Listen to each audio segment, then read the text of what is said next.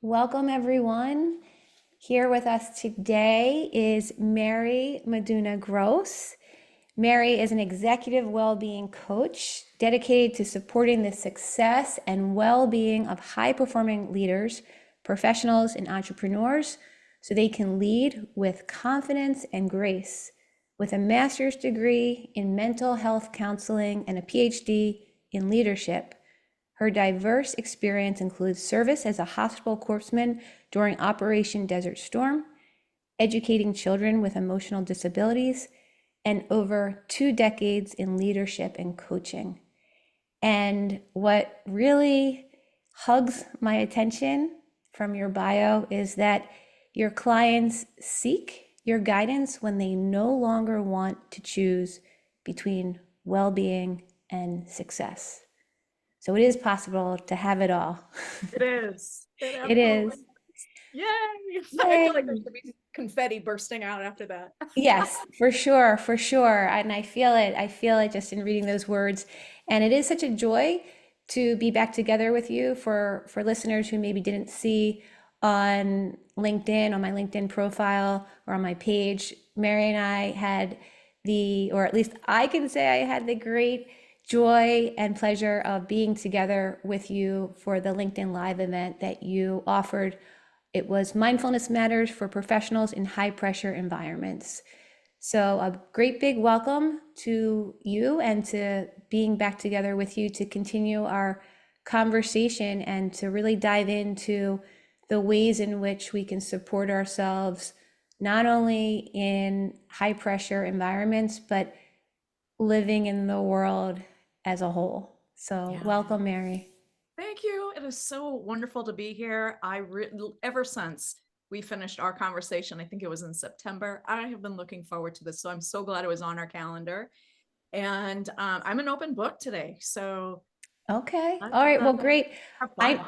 I'm really looking forward to it. And I know I already have a bit of understanding of your background, but I really want to share your journey with our listeners so that they can understand more about how you came into your role as an executive well-being coach.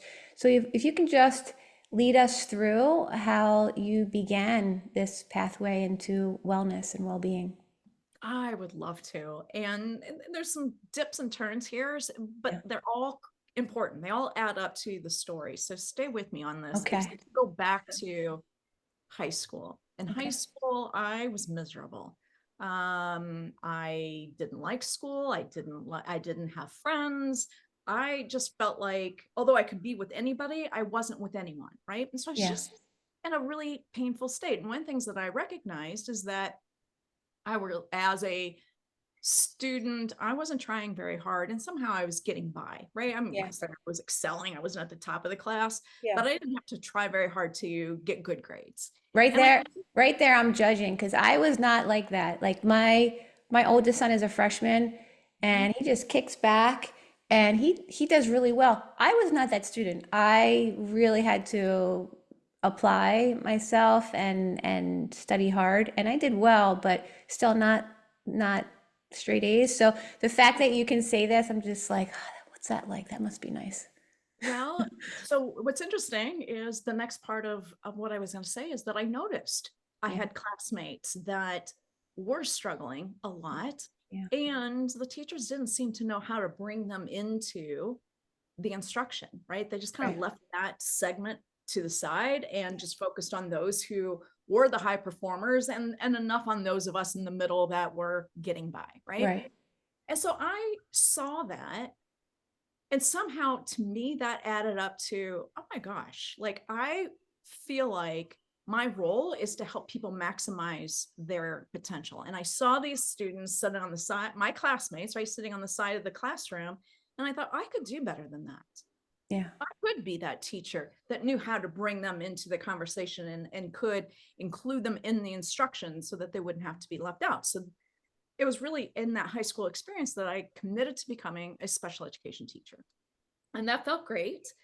But even and then right after high school, I joined the Navy. I Okay. joined the Naval Reserves to pay for school because, again, I didn't want to have to go through the trouble of scholarships and all that. Yeah. I was just trying to get by, right? Yeah. But in the Navy, I finally kind of felt like I had found a home. And I felt like I was good at what I was being asked to do. I was a hospital corpsman in the Navy.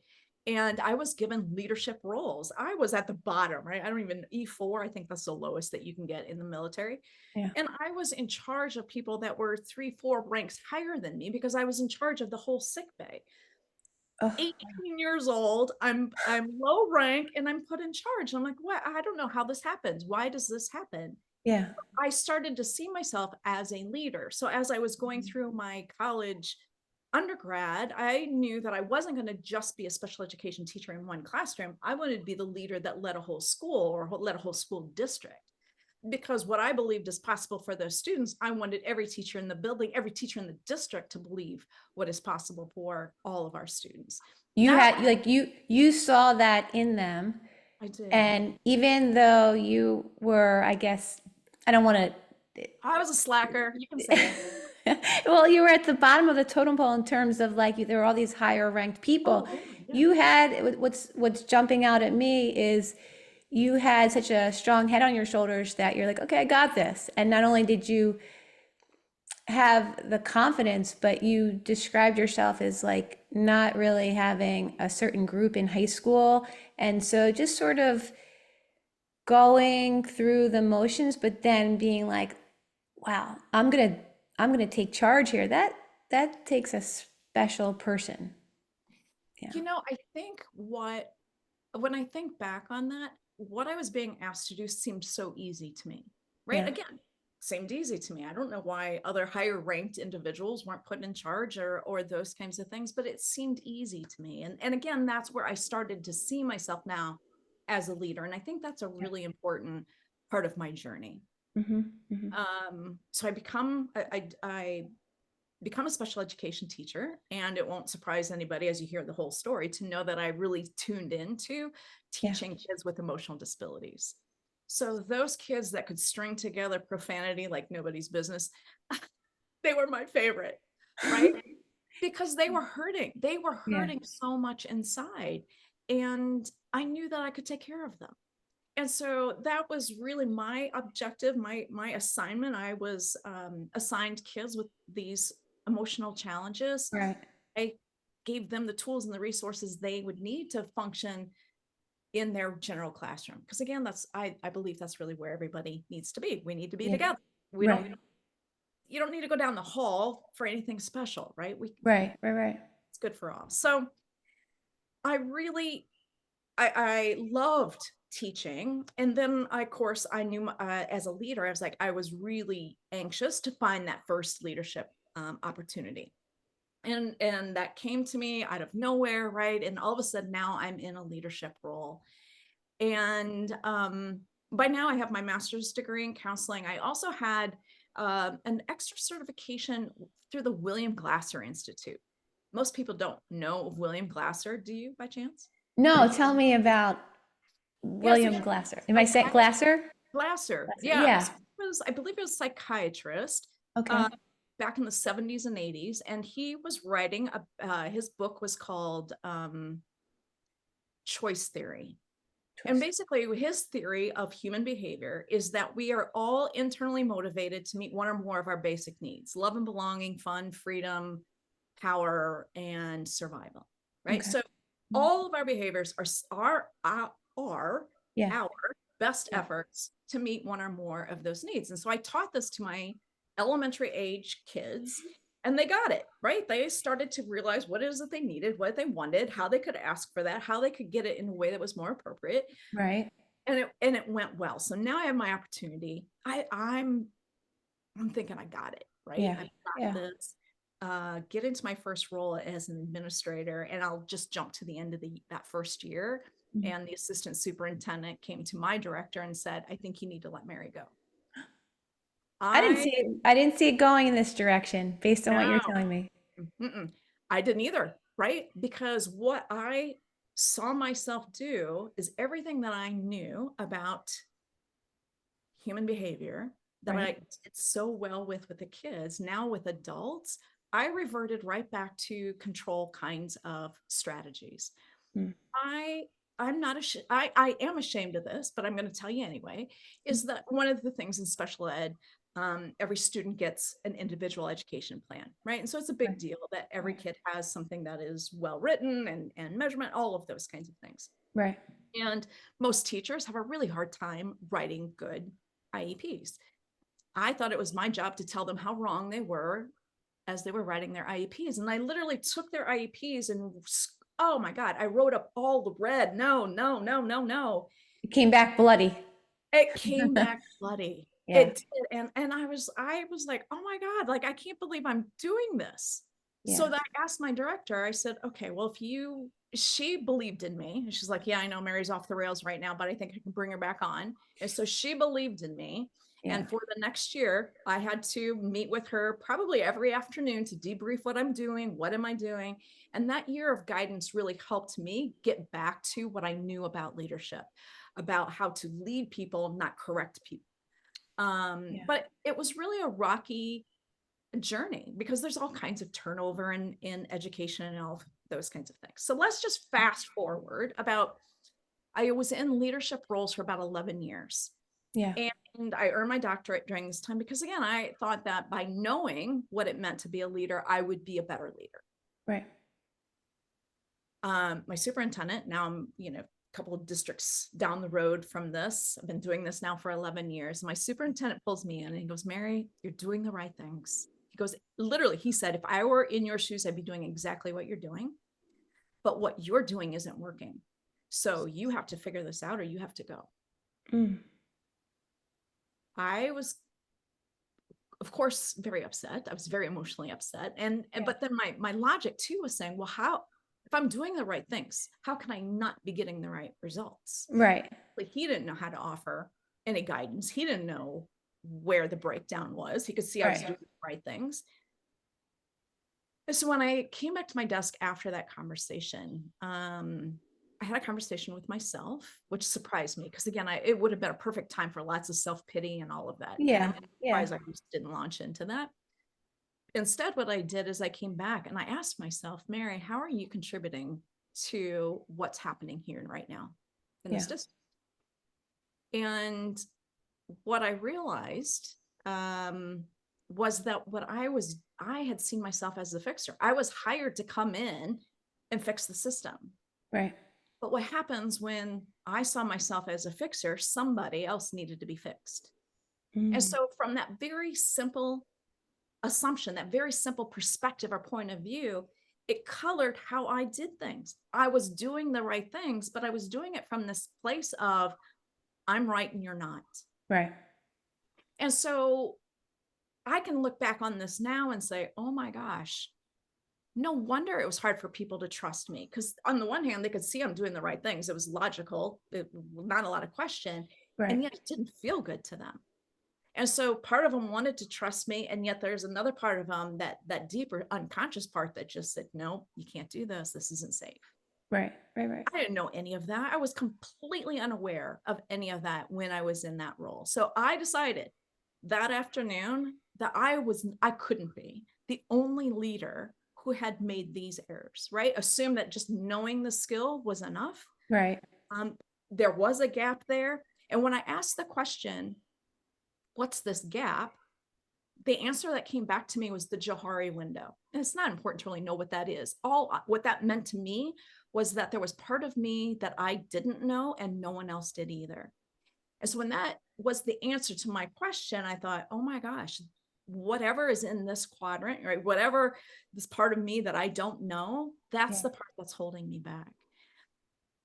Then I went into coaching and that was validated. Of course, that was what's holding me back. That story about the perception of me seeing myself as the fixer right, meant that everyone else had to be fixed. right, right. Fixed. They don't want it, and that's a huge undertaking. That's a huge role. That's a lot of pressure to put on yourself to be that fixer of everything. It is. Yeah. Thank you. I didn't even acknowledge that part before, but you're absolutely Yeah. right. Like And I mean, I'm projecting how others would perceive you and the fact that if they were feeling if they were feeling as though you wanted them to be fixed or changed, like you're going to get some pushback. But then on the flip side, as someone who really cares, and I relate to you wanting to help and to better the system, and you were here for a reason and you want to do all the right things. When we take on that role of having to fix everyone and make it optimal and everyone happy and successful, like that could wear us down, I imagine, over time. I've seen it. I mean, I've been there. I've experienced that. 100%. Yeah. And that afternoon when I realized kind of what I was doing and that there was an answer, although I didn't know exactly what it was, I knew there Yeah. was an answer and that I could find it. I also realized how much I'd sacrificed of myself up until this point. Right. I had been through 2 divorces. I had chronic pain, starting at age 30, which is when I took my first leadership role. Yeah. Yeah. I had all kinds of, I was just miserable. I was still miserable. I was still that unhappy, miserable person that I was in high school. Right. So what I saw there was what you just said. Oh my God, I'm burned out here. I didn't even succeed and I still burned out. Right. Um, Again, I can't be the only person who has gone down this path. And so I decided to become the coach that I wished that I had had. And this was, again, 12, 13 years ago before coaching really exploded. So I go through the coaching certification processes and I start coaching. In the meantime, my own health is coming back to haunt me. And I realize that my unhappiness was related to an unacknowledged trauma. So I Mm. was adopted at birth. And I'm sure a lot of people have opinions about what that means. Right. And in many ways, it was a blessing for me. I love my family that I grew up with. But I remember this. I couldn't have been more than 3 or 4 years old. I attached easily to animals. I grew up on a farm, so we had a lot of animals around. Yeah. I attached easily to animals, not so much to people. Yeah. And we have this amazing dog, German Shepherd. His name was Benji. And I remember asking my mom, well, where did Benji come from? Right? Because I knew I didn't come from this family. Benji didn't come from this family. Where did Benji come from? Yeah. And she said, well, somebody dumped him on the side of the road and your dad picked him up.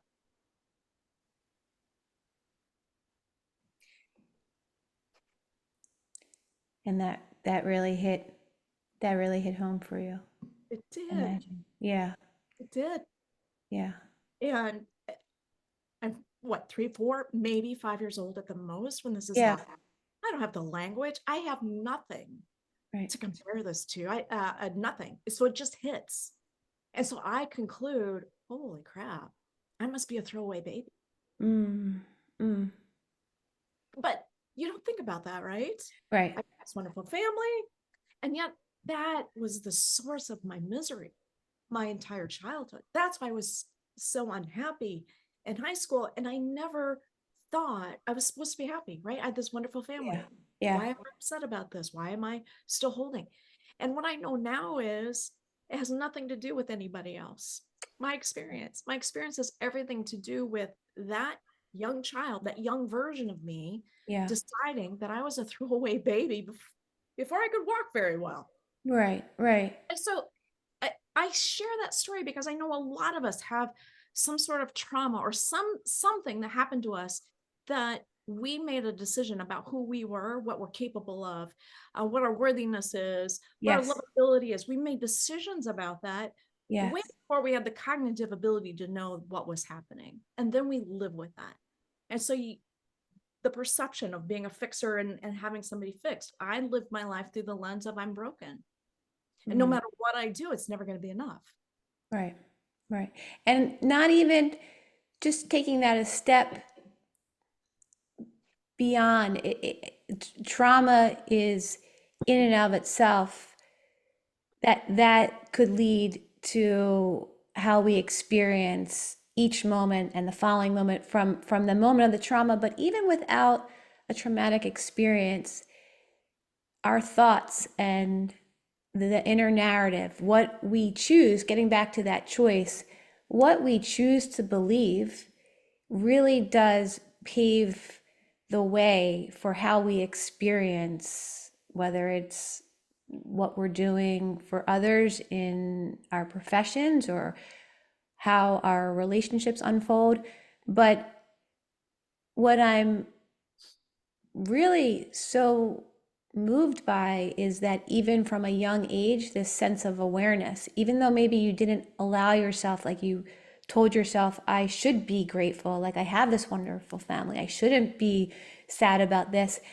All these shoulds, Yeah. I say this a lot in the classes I teach, we should on ourselves. But when we have the ability to recognize our patterns, when we can see our sources of suffering, when we can really understand and get up close to the source of trauma and be with it with a light touch of mindfulness, my goodness, like that becomes like this amazing portal to healing and growing and working with what can be really, really challenging. But based on what you're sharing, a lot of times we invalidate it.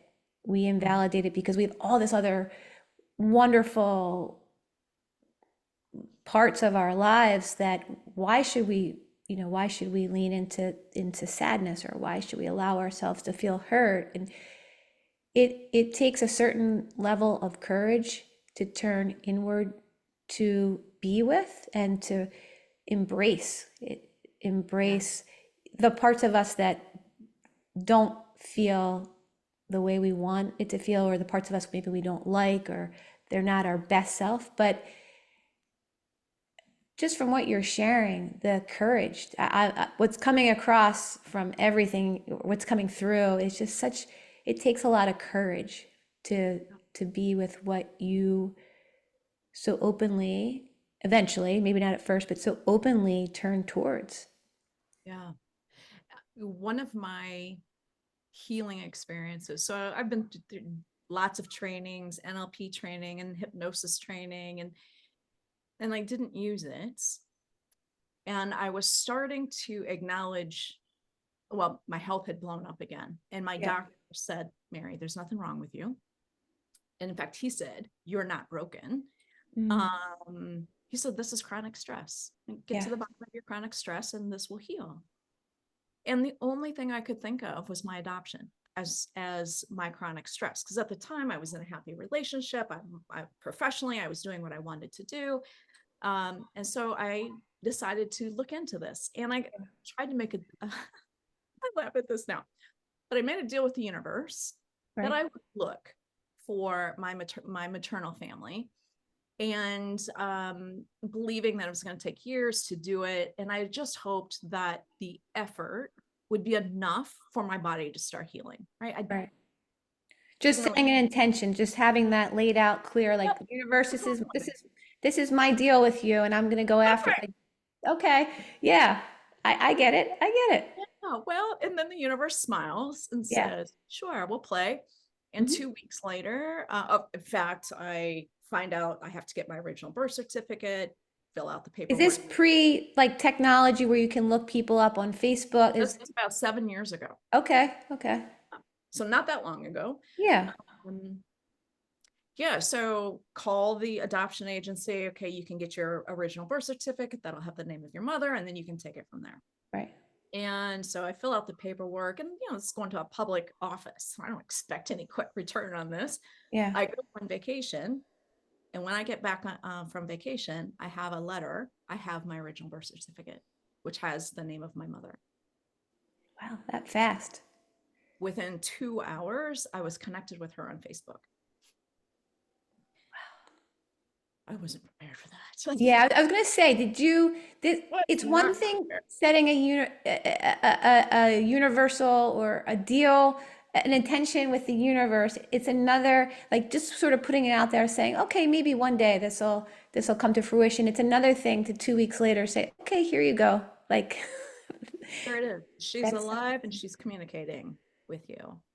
Um, it was fascinating. And so I guess I got a little bit derailed on my story. So I decided, so I had connected with her. It's it's not a close relationship, right? There are Right. reasons why she needed to give me another home Right. when I was born, and I get that now.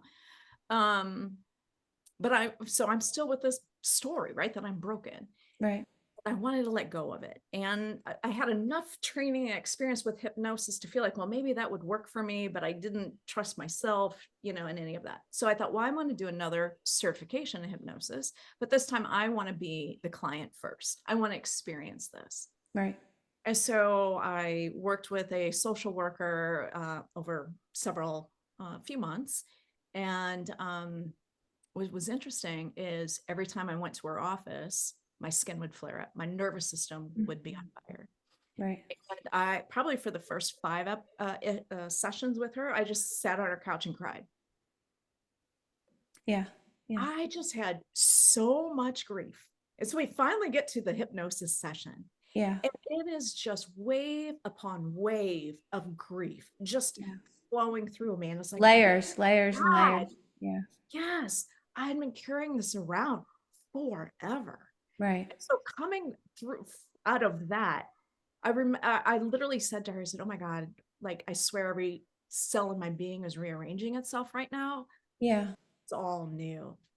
And so that was really kind of me finally cracking open the doorway to my own abilities, because it wasn't any of the shift, leadership stuff Yeah. that I knew that Yeah. helped me at all. It was really getting to me and getting past my own stories about myself, beliefs I have about myself, and all the emotions that are tied up with that. And so what started out as me thinking I really want to be a leadership coach, meaning I'm going to help others lead followers, Yeah. I have really landed on is I coach leaders to bring out the best in themselves, because I Okay. trust that once we know how to bring out the best in ourselves, leading followers is easy. The Right. hard part is, how do we lead ourselves, and can we love ourselves enough? All of those parts of ourselves that we're uncomfortable with, or we don't like, or shouldn't be, Yep. like, can we just love those parts of ourselves? Because what I really see now is every time we should on ourselves or we ignore our own needs, we are abandoning ourselves. And I think that word is I use that word intentionally, not only from my own experience, but Yeah. because that is what we're doing. We're saying no to ourselves over and over and over again. And if we don't say yes to ourselves, how do we expect anyone else to say yes to us? Right. Right. And so my question to you is, with what you were experiencing and how broken you felt, was there a revelation? Was there some type of, in finding your birth mother, were you able to notice your intrinsic wholeness despite what you told yourself and all your broken pieces or parts? Were you, did you come to a point where you could connect with your innate wholeness, complete goodness? I love that question. And I don't think I've talked about this with anyone else because nobody's asked me that question. But I do think that my maternal mother's inability to really connect with me has been a gift, because I thought that was going to solve my problem, right? Right. It's going to validate for me that I was never broken and that I'd be fine. But when her response is an inability to connect, I'm all on my own. I've got to validate myself. I've got to learn to look inward and know my own strengths without having someone else to validate that for me. Right. Not having to seek out someone else to fix you, That's in a right. sense. 100%. And and with mindfulness, what is so wonderful is that with practice, we strengthen our inner resources so that we can actually feel in and understand that we have that agency, we have that power to heal ourselves. And that doesn't mean, like, we still go to the doctors, we still get help from therapists, but how empowering it is that, sometimes there's only so much we can get from others. There's only so much doctors can medically do for ourselves. But when we can turn inward and strengthen these qualities that are already here, but maybe, as you were saying, like sometimes we have to peel away some of the layers, it it's empowering, and it allows us to not only be with what is challenging and what adds, I don't want to say it's unnecessary suffering, because I don't want to, I don't want to say that it doesn't, our experience is, it's a fact of life that we suffer at times, but just the ability to be with the experience and to embrace all of the parts of ourselves, and to go on, to not have to beat ourselves up, to not have to resist what's next, to not have to want to change our past. It opens us up to so much possibility and freedom. And I would say, I know for myself, and I believe this is true for others too, it opens us up to our true potential. Yes. Yes. Because up until this point, or until my own shift, I was doing the right things, right? I knew what the right things to do were, and I did it well. Right. But if that energy behind it, right, the beliefs that are driving those behaviors isn't aligned, then you're not going to get the results. We're sort of imprisoned by ourselves and our beliefs and our thoughts. But when it comes back to the awareness. To be able to see that is what becomes the key to freeing ourselves. There's there's actually something I've been teaching a program for legal professionals. So whether you're an attorney, you're a paralegal, legal assistant, admin, we follow, it's loosely based around the foundational curriculum to the mindfulness-based stress reduction program, but it builds on our resilience, and it helps us to enhance resilience and to deepen our ability to be present with what can be really challenging. And what we often don't let ourselves do, because we're working with high performers, we're working in high stress environments, it kind of goes against the grain of what we're conditioned to do or how we're supposed to be, is we don't let ourselves be kind to ourselves, to be our own good friend. And in working in these really high pressure environments, we just keep grinding it out. So tonight's the last class. It was a 6-week program. One of the practices that I'll be teaching is what is called a self-compassion break, where, are you familiar with it? I'm not, but I love the topic. Just based on what we're talking about, I'm thinking the timing couldn't have been any better, but it's basically there's 3 parts to it. And the first part is essentially mindfulness, where we're recognizing that, hey, in this moment, I am suffering. I'm really experiencing some type of struggle, like with what you're sharing, whether it goes back to some trauma that keeps coming up for us and playing out in our lives, but the ability to recognize that, the ability to see that, which isn't always so easy because of all of the doing that we're doing, or we stuff it down because it doesn't feel good. But the first piece is to recognize that and to validate it, to not have to invalidate it because we should be happy, we should be grateful for all that we have. But when we can see it, we really want to validate and say, okay, suffering is here in this moment. I'm experiencing stress or burnout. The second step is to know that it is common humanity, that at one point or another, we all suffer, whether, again, it's stemming from our childhood, whether it's stemming from our adult relationships, whether it's the boss we're working for. At some point or another, it is common humanity that we're going to suffer, and know that we're not alone in that. I think I know with, like, for me, what comes up for me a lot is I get anxious. I feel anxious. And sometimes I'll feel like I'm the only one in the room. Like, why am I getting so worked up over this? So the second step is to know that we are not alone, that this is common humanity, and that others have do feel this way. And the third part to this practice is self-kindness, being kind to ourselves, almost as if we were, again, this goes against the grain for many of us, especially people who work, whether it's a lawyer or another high achieving professional.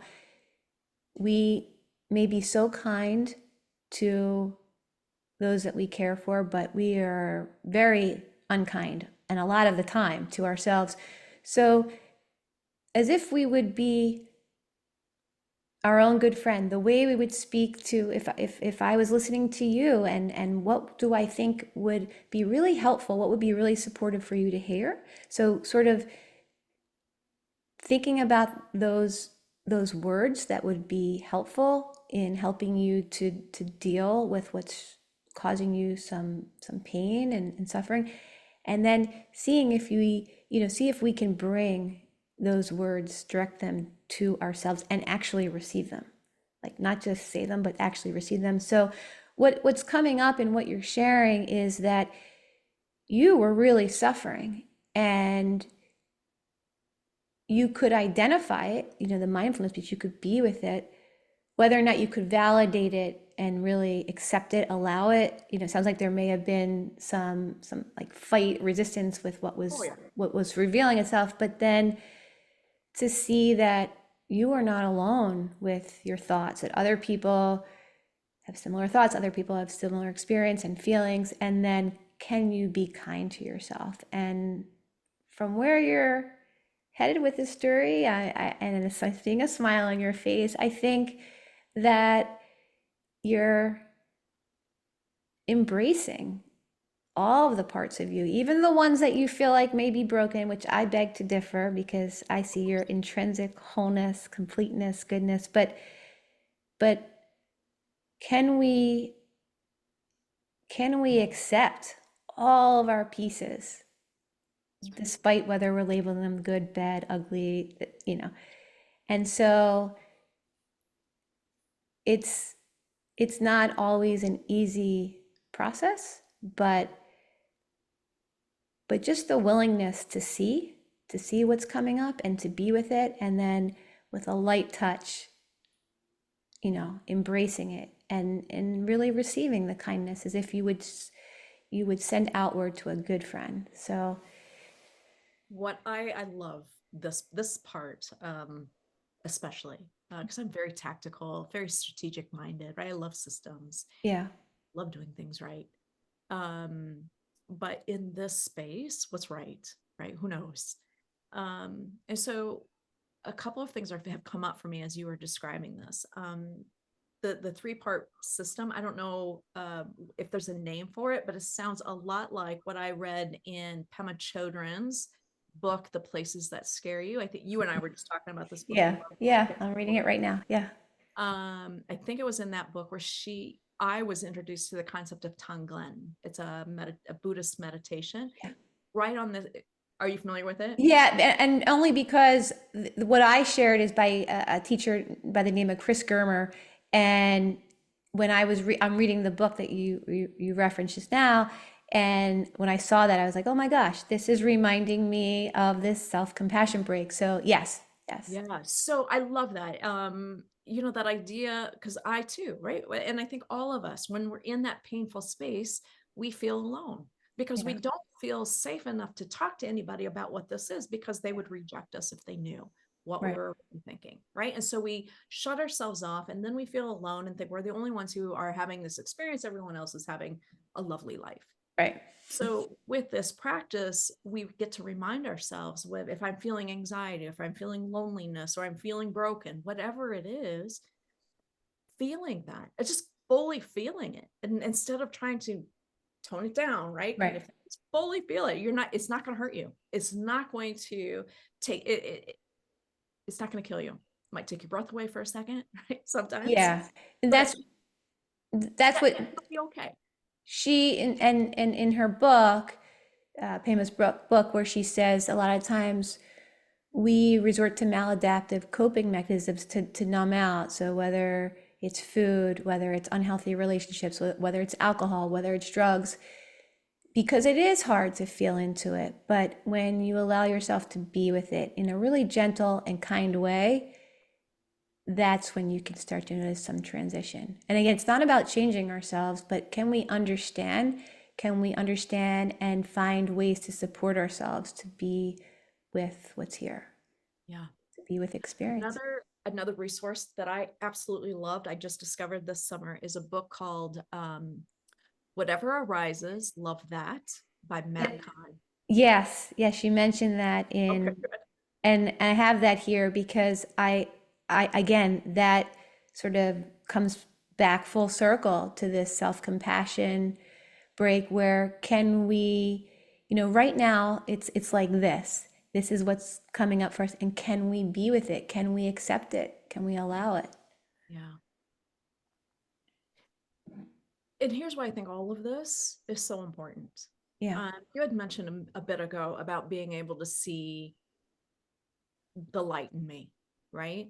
And I think that is really what we're here to do for one another, is to see in one another what they can't see themselves. But in order to be able to do that, we have to be willing to see the light in ourselves too. yeah, If I am not willing to look for the light in myself and under all of the, you know, barriers that I put there, if I'm not willing to look for that within myself, there's no way I'm going to do that for anybody right, else. right. And I think that is at the root of all of this. So when we look at, a country divided right now, we've got, it doesn't matter what side you're on, Yeah, it's a difficult place to be. And I hear a lot of people saying, well, what can we do? What can we do? My answer is love yourself. Start to genuinely love yourself, which means that you don't beat yourself up in your self-talk anymore. It means that when those hurt pieces come up, you don't blame somebody else. You right. own it. You love that part. Yeah, Let that dissolve, and then see what's emerging next. That, yes. I think, is how we expand kindness and compassion. It has to start with us. I love that. I love that. And just as you say, it's palpable. It ripples out. It ripples out. It starts with ourselves, Yeah, and it does ripple out. And rather than feeding seeds of divisiveness, it can really foster and help promote more connectedness, which I think is what we need. And love, connectedness, and knowing that we're not alone, that we're actually in this together. that's right. Yeah. Well, you gave me goosebumps with that one. So, Well, Mary, I this love is the this. conversation. Yeah, I think, I mean, this has been in my eyes part two because we had part one Yeah. together for your workshop, but I think there's going to have to be a three and four to this one because all this goodness. Let's just keep it going. I would love that. I would love that. And to share more of those tools, because I feel like sometimes when you hear a story, you either hear the beginning of the story, you hear the end of the story, Yeah. and you don't really figure out, how do I make this story real for me? And that's what I want to do for the listeners. My story is just my story. But what I hope is that people can see themselves in that story and see possibilities for themselves in that story. I think that's a gift, and I appreciate. Thank you for being your willingness to be so vulnerable and to show, to show those layers. And I do think that it's helpful sh- for people to see that they're not alone in what they're feeling, what they're thinking. So thank you so much. If one of our listeners or viewers, because now we're on YouTube as well, Good. if one of our listeners or viewers would like to reach out to you, perhaps they want to work with you as an executive well-being coach, how is best for them to connect with you? I probably email. My website is plenavita.coach. Okay. Plenavita It's full of life. It's Latin. So it's Okay. lenavita.coach. That's my website. My email is mary@plenavita.coach. That's the easiest way to get a hold of me. Okay, great. And we'll make sure to include that information for all of our viewers and listeners when our episode I'll is send my LinkedIn profile link to you as well, so you have it perfect. in the show notes, and connect with me there. Super, super. Thank you so much. It was such a joy to be back together again, and I wish you all the best. Likewise, thank you. Thank you.